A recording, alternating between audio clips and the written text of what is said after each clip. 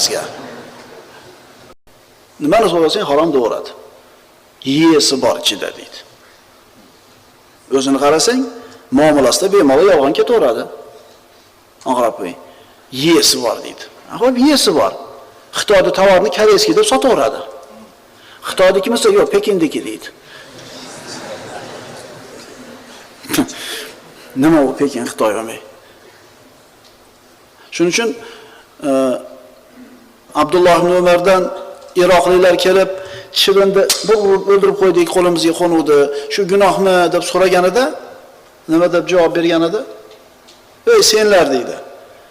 Aliyni o'g'li Husaynni o'ldirganlar mendan chivinni qonini so'rashasana, menada katta ishni qilib qo'yib turib, mayda narsani so'raysan deb jahli chiqqan edi. Shuning uchun yeydi gapirishdan burun A, B va G, D gacha qarab qo'yinglar bu yerda ishlarimizga.